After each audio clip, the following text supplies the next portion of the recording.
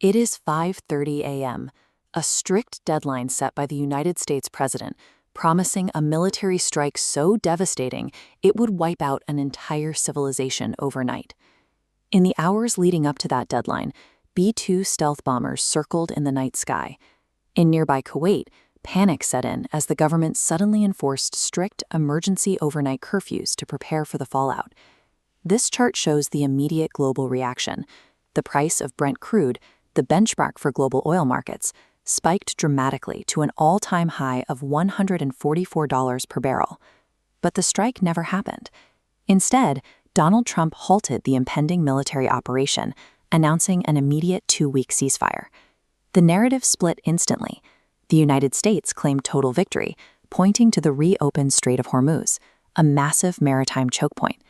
Meanwhile, citizens on the streets of Iran celebrated the pause as an unconditional American surrender. Two directly opposing forces cannot both emerge as the strategic victor of this same standoff. To find out who actually forced this abrupt pause, we have to look at the extreme deterrence tactics happening off-camera. As the clock ticked down, Iran activated a massive domestic defense strategy. Roughly 14 million civilians poured into the streets, forming physical human chains around domestic power plants and critical bridges. This created an immediate geopolitical trap.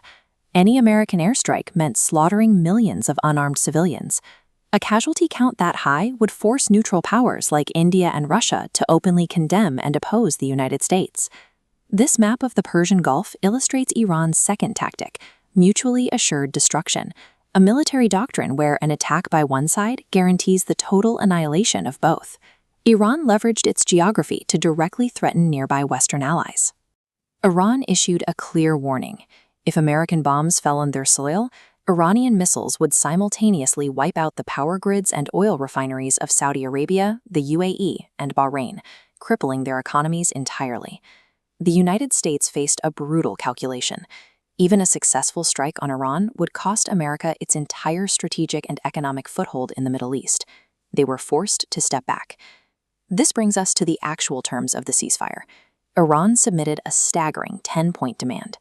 The United States agreed to lift all primary and secondary sanctions, withdraw military forces from the Gulf, and pay direct compensation for previous damages. Most critically, the agreement allows Iran to continue enriching uranium, the exact nuclear activity the United States and Israel originally set out to destroy. To mask these heavy concessions, the U.S. orchestrated a layer of diplomatic theater. Pakistani Prime Minister Shehbaz Sharif posted a public message taking credit for brokering the peace deal between the two nations. But there was a glaring error. The Prime Minister accidentally published his secret instructions along with the tweet. The top of the post literally read, "Draft message to Pakistan PM," revealing that American handlers had ghostwritten the message to make the ceasefire look like a polite diplomatic request rather than a forced concession. The true negotiator operating in the shadows was actually China. Utilizing deep backdoor diplomacy, Beijing quietly pressured the United States into accepting Iran's aggressive terms. Opening the Strait of Hormuz gave the American public a digestible headline. Behind that headline, the United States made massive geopolitical concessions, all brokered by their greatest global rival. By calling the bluff on the American maximum pressure campaign and securing their structural demands, Iran emerged as the objective strategic victor of the standoff. However, this deal is already fracturing. The first major flaw stems from a critical mistranslation. Initially, Iran submitted their terms in Urdu. In the English translation, the United States interpreted the text to mean they would now manage the newly enriched uranium, while Iran firmly believes they retain full control of it. The second point of failure comes from America's closest regional ally.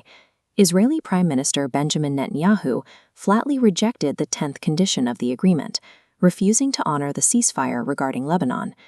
Because of that rejection, military strikes are already occurring. The edges of the agreement are actively disintegrating as Israeli forces continue their offensive operations in Lebanese territory. The celebrations in the streets are premature.